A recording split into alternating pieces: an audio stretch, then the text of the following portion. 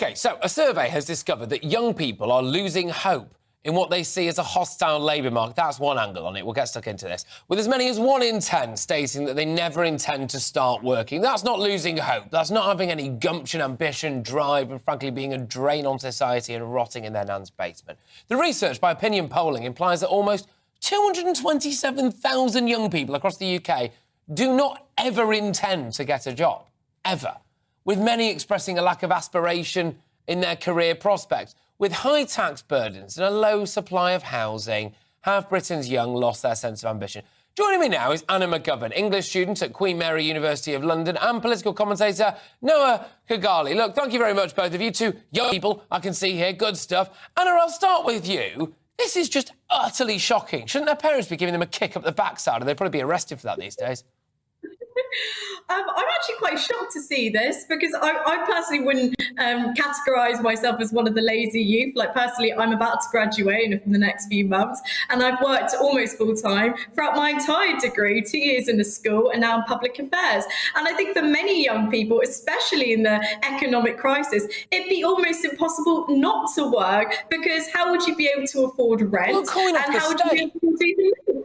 Well, this is it, basically. There's 227,000 young people there who want to be benefit scroungers for the rest of their life. Commentator Noah Khogali, I'll bring you in now. This is an absolute national scandal. Basically, we've created a generation of utter weaklings who think just because the going gets tough, they're just not going to try. I don't think that's exactly what it is. I think what you're really seeing here is the evolution that we're seeing in wider society and in terms of in terms of the workplace and what's expected in the long term. You've got a lot of young people today, especially who, with the influence of social media specifically, are getting very, very used to these short-term dopamine hits. And, their attention span's going down. They're expecting lots of things, quickly, fast, move on to the next thing over and over and over again. What we're seeing is those people now take those expectations into the workplace, or it seems like that's what we're seeing, and the workplace hasn't yet adjusted. So either lots of those young people are going to find themselves essentially destitute and really struggling, or the workplace is going to have to adapt for this next generation. This is a classic, not from you, no, don't get me wrong. And by the way, that's emphasised by how immaculate the bedroom is behind you there. Well done, my good man. But, a lot of young people now expect the world to change for them, and they see everything on Instagram, Anna, don't they? They think this is people's lives. It's not real people's lives. You have to go out and try and earn a pound note, don't you? What would your message to young people be?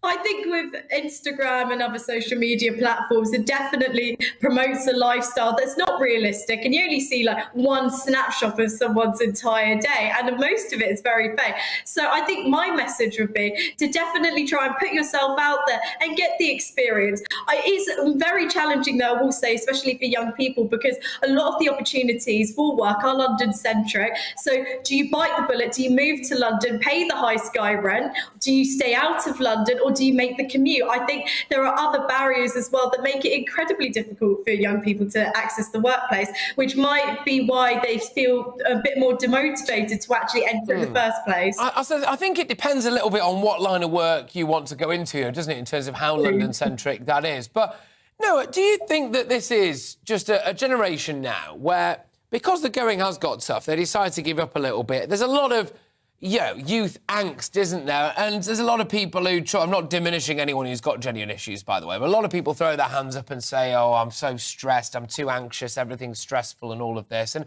actually, they need a little bit of a rocket. Is this now what we're seeing is the physical embodiment of kids who went to a primary school that didn't have winners and losers on sports day?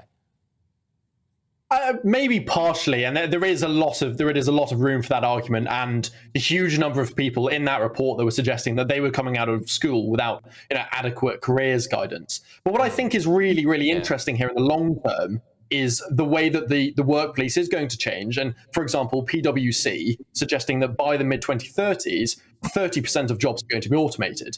What we're seeing here is a real disconnect between young people who are really part of this technological revolution and aren't expecting to go into an office and essentially sit down for 8 hours a day and do something menial. They want to be going into something like the arts, where 15% of respondents said they wanted to work, where at the moment there's only 2% of jobs. But in 30 years, that will be very, very different, because lots of those office jobs may not exist anymore.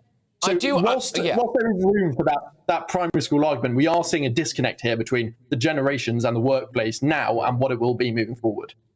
Yeah, look, I do take it that there's not a huge amount of natural incentive for a lot of young people. Maybe they're looking at home ownership being out of their grasp. And completely, I, by the way, say this with full self-awareness of how lucky I am to be one of the very few people who does a job like I do now. But to be fair, what people didn't see, and I'm not trying to hold myself up to be a saint by any stretch of the imagination. Anyone who knows me will know I've got unbelievably lucky on numerous different occasions in a way that is very difficult to explain, actually. It's almost like I must have bribed someone, which I didn't, OK? I didn't. They'll never make it stick. But, you know, you do have to go and work hard. What people don't see is the salaries that I was on when I was 18 or 19 years old and the hours I was putting in. Anyway, I'm banging on too much. Right, thank you very much, both of you. Great to have you both on the show. Anna McGovern there, English student at Queen Mary, University of London, and political commentator Noah Khogali. What do you reckon at home, ladies and gentlemen? I imagine a lot of you know with clenched fists now thinking, oh, the youth of today. 1 in 10 of them never intend on getting a job. Noah did mention poor careers advice there. I once filled in a careers advice form when I was at school, and it said that my optimal career would be horse groomer. Horse groomer. Remarkable. Anyway, the